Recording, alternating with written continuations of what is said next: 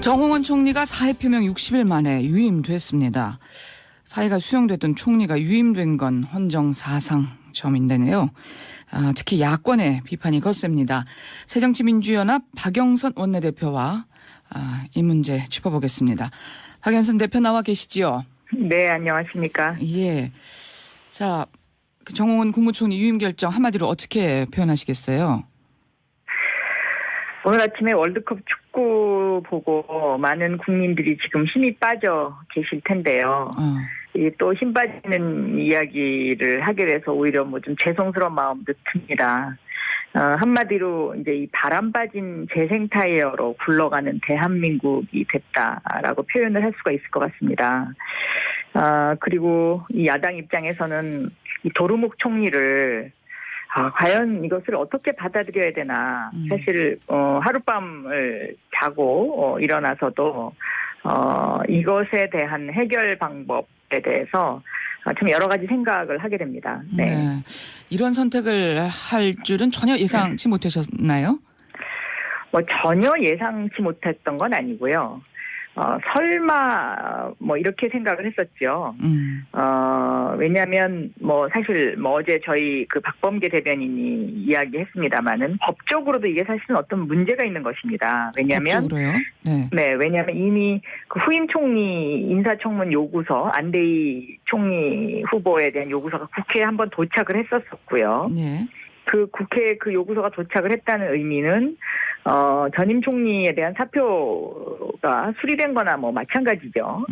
네, 그런 상태에서 다시 유임한다. 이런 것은 박근혜 대통령의 저는 오기 정치다라고 이렇게 평가할 수밖에 없습니다. 오기 정치다. 예. 네. 새누리당에서는 지금 그리고 이제 730 재보궐선거를 앞두고 청문회를 회피하기 위한 이제 수단이 아닌가 이렇게 생각이 되는데요.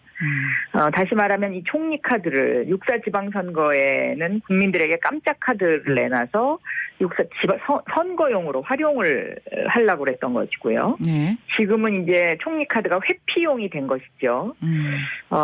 그런 의미에서 보면 정도의 정치를 하고 있지 않다라고 생각됩니다. 네. 정도의 정치가 아니다 하는 말씀이시고요. 지금 새누리당에서는 고뇌의 카드다 이렇게 평가를 했더군요. 국론 분열을 막고 국정 공백을 최소화하기 위한 방안이다. 이해한다. 이런 입장인데요. 국론 분열을 막는다는 그 말이요. 국론이 분열되는 원인 제공을 누가 했습니까? 그리고 그 국론이 분열되는 그 종류가 여러 가지가 있는데요. 이번 국론 분열 같은 것은 예를 들면 국론 분열도 예를 들어서 그 에너지가 서로 막 나와서 어떤 서로 부딪히는 에너지 속에 또 다른 에너지의 생산이라는 어떤 그런 좀 측면도 고려해 볼 수 있는데 이번 국론 분열 같은 경우는 완전히 힘 빠지는 국론 분열이거든요.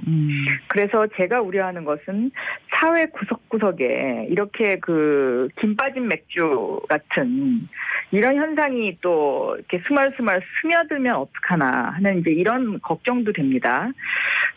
왜냐하면 총리라든가 장관의 임명이 국민들로 하여금 희망을 줄 수 있는 카드이기도 하거든요. 네. 나도 저 사람처럼 되고 싶다. 아니면 저 사람이 국가의 어떤 하나의 기여를 하면 대한민국이 더 발전할 수 있을 것이다.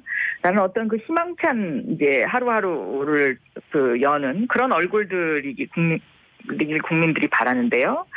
이미 정홍원 총리는 정홍원 총리 스스로 국회 대정부질의에 나와서 국민들 보기에 굉장히 죄송스럽고 또 어떤 면에서는 후안무치하다할까 하는 그런 느낌이 있어서 제가 책임을 지고 물러나겠습니다라고 이야기를 한 사람입니다. 예. 그러면 그때는 후안무치한 느낌이었고 지금 다시 유임돼서 뭘 다시 잘해보겠다. 글쎄요. 여기에 과연 동력이 생길까. 전 참 걱정이 많이 됩니다. 네. 예. 지금 정총리는 대통령께 진언드리면서 국가적 과제를 완수해 나가겠다고 했는데요. 앞으로 역할 잘 할 수 있을까요? 저는 이 박근혜 정권의 2기 내각이 다른 내각하고 다른 것이요. 대통령 스스로 국가 개조를 하겠다고 그러면서 내놓은 카드가 아닙니까? 그런데 그 국가 개조의 중심에 서 있는 총리가 재생 타이어, 바람 빠진 재생 타이어와 같은 느낌을 국민한테 주고 있습니다. 그러니까 과연 이것이 앞으로 어떤 그 국가의 혁신이라든가 또 새로운 동력을 찾아낼 수 있을지 이런 데 대한 이제 그 걱정이 앞서는 것이죠. 예. 그리고 예를 들면 이제 그 정호원 총리가 국회에 나와서도 뭐 예를 들면 원자력 안전법에 대해서 좀 검토해달라 이러면 제가 물러나는 마당에 그것을 약속하기는 어렵습니다. 뭐 이런 답변을 계속했어요. 예. 또 세월호 사고 수습과 관련해서는 저는 이제 할 수 있는 일을 다 한 것이 아닌가 생각합니다. 스스로 모든 것이 다 끝났다라고 생각했던 분인데요. 예. 그런 분에게 어떤 기대가 가능하고 또 어떤 것을 주문할 수 있을지 그리고 어떤 활력을 거기서 저희가 국민들이 느끼고 에너지를 얻을 수 있을지 저 많이 걱정됩니다. 예. 네. 인사수석실 신설에 대해서는 어떻게 보세요? 인사수석실 신설 문제는 다시 말하면은 참여정부 시대의 시스템을 다시 이제 차용한 것이죠. 그래서 인사수석실이 생긴다는 것 자체는 청와대 스스로 이제 더 이상은 안 되겠다. 이런 어떤 그런 것으로도 받아들여질 수 있기는 한데요. 네. 그런데 지금까지의 그런 어떤 인사의 어떤 패턴을 봤을 때 네. 이 인사수석실이 과연 어떤 역할을 할 수 있겠느냐. 그래서 대통령한테 노라고 대답할 수 있는 인사수석실이 과연 될 수 있겠느냐. 여기에는 많은 의문점이 있고요. 예. 그 인사수석실 신설이 혹시 이제 지금 인사위원장을 맡고 있는 김기춘 실장, 이 김기춘 실장에 가는 책임 추궁의 화살을 비껴가려는 어떤 그런 또 창구가 되지는 않을지 이런 걱정도 많이 생기고 있습니다. 예. 사실 지금 책임론이 아주 강하게 제기가 됐는데요. 일단 인사 실패에 대해서 김기춘 실장은 그대로 그냥 가는 거죠. 예. 현재로서는 그래 보입니다만은 예. 저는 김기춘 실장이 계속 그 비서실장으로 있는 한 청와대의 어떤 지금까지의 어떤 그 행태라든가 국가 운영 능력이라든가 또 국정 운영 패턴 이런 것은 바뀌지 않을 것이라고 보고 있고요.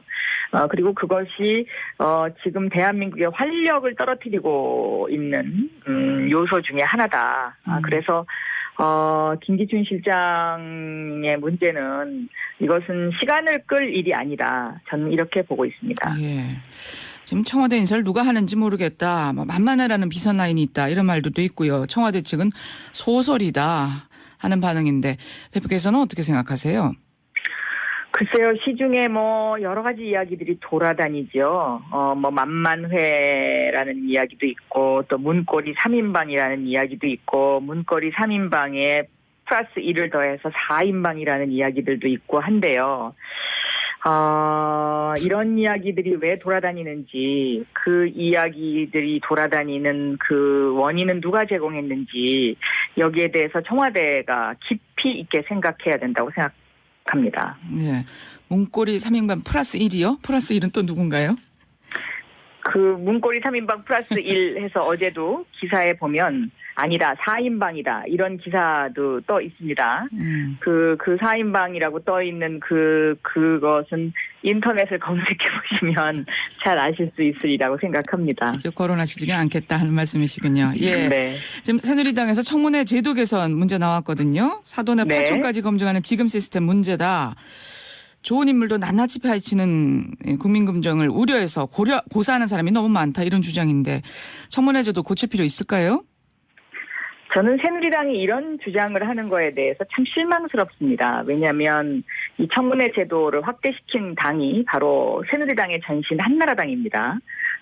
김대중 대통령 시절에 이제 그 야당이었죠. 그 야당 때 목소리를 높여서 청문회 제도를 지금 확대해서 오늘날의 청문회가 된 것인데요.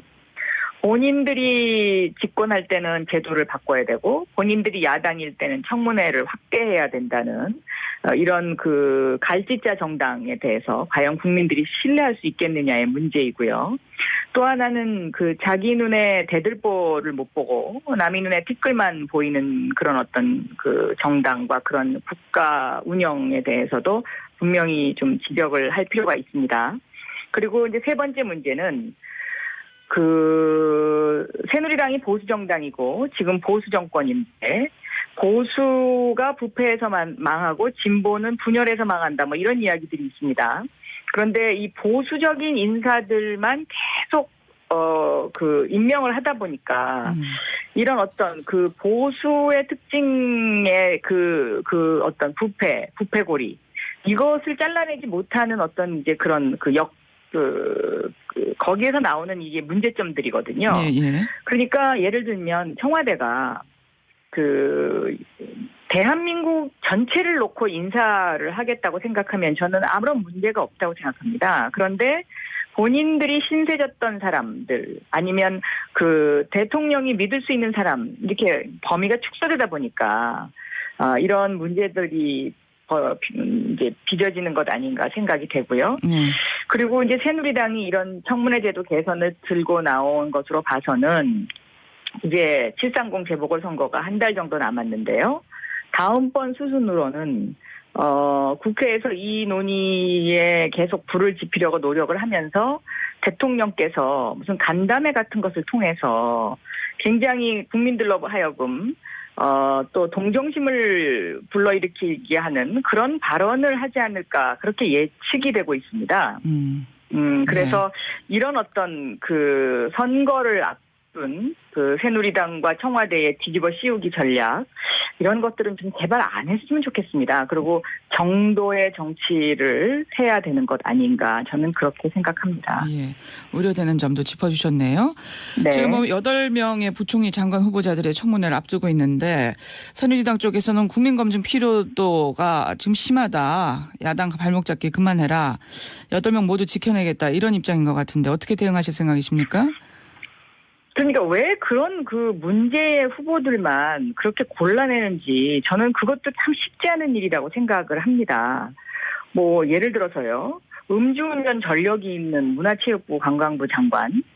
저는 저 같으면은 그런 사람을 후보로 내세울 것 같지 않습니다.